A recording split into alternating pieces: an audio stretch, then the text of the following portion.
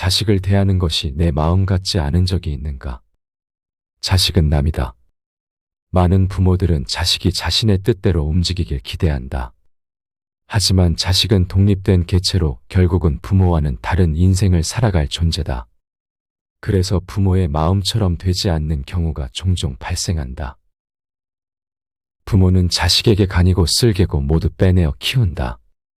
시간이 흐르면서 자식과의 갈등은 점차 빈번해진다. 특히 자식이 진로 결정, 결혼, 돈과 관련된 큰 결정을 할 때 갈등은 심해진다. 부모의 말을 전혀 들으려 하지 않고 자신의 고집을 꺾지 않으려고 한다.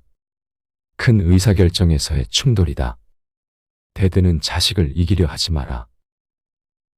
부모는 어떻게든 이길 수 있지만 자식도 인격이 있기에 뒤에서 미련하게 복수할 방법을 생각한다. 여기서 미련하다는 것은 잘못된 선택임을 알고 있음에도 그저 부모에게 반발하기 위해 선택을 관철하는 것이다. 이 경우 자식은 자신에게 실이 되는 복수라도 개의치 않는다. 인간은 생각보다 미련한 동물임을 잊지 말라. 자식을 붙잡지 마라. 요금고정 이라는 말이 있다. 잡으려면 먼저 놓아주라는 말이다. 꽉 쥐고 있으면 새로운 것을 얻을 수 없다. 또한 세게 붙잡은 만큼 자식은 멀리 튀어나가게 마련이다. 자식의 선택이 옳고 그름을 떠나보자. 부모가 자식의 선택을 비난하고 반대하면 자식은 자신의 선택을 증명하려고 모든 에너지를 쏟게 된다. 본인의 선택을 소나기에 너무 세게 쥐어 최후에는 목표를 위한 기회와 에너지가 남아있지 않게 된다. 따라서 자식의 선택을 존중하고 지지하라. 선택의 기회를 줄 때 자식은 존중감을 느낀다. 자식이 목표를 위해 에너지를 사용할 때 비로소 자식은 올바른 집중과 선택을 할 수 있을 것이다. 배우자를 소중히 하라. 자식은 배우자 같은 애정과 소중함을 제공할 수 없다. 배우자는 서로의 인생의 동반자로서 깊은 감정적 연대와 이해를 나누고 이러한 관계는 자식과는 본질적으로 다르다.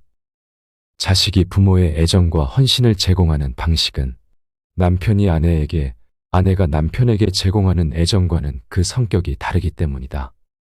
따라서 배우자는 자식보다 더 깊이 있는 감정적 연결을 제공한다. 자식이 이기게 하라. 모든 사람은 인정받고 싶어 한다.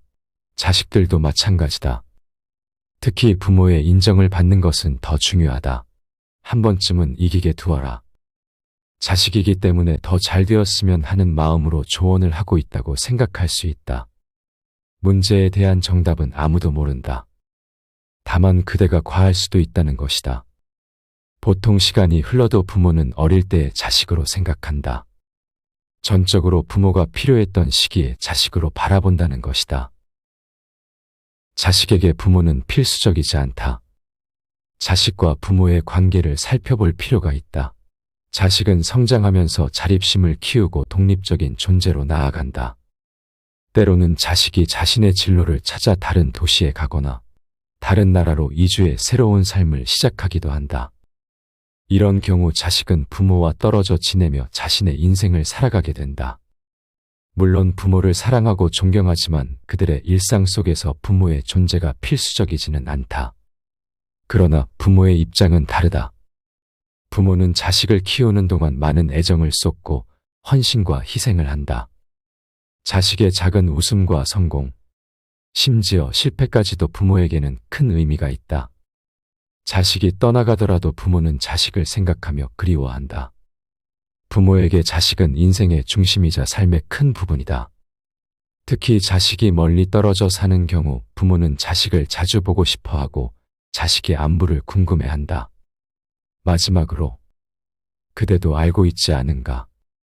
이야기의 주제와 상반되는 말이지만 자식은 완전한 남이 될 수는 없다. 부모와 자식 간 적당한 거리를 존중하자. 그것이 부모와 자식 모두에게 행복한 길이다. 자식은 남이지만 그 남이 되는 과정을 함께하는 것이 부모의 역할이며 그것이 진정한 부모의 사랑이다. 부모와 자식은 서로의 독립성을 인정하고 존중할 때 진정한 관계의 아름다움을 느낄 수 있다.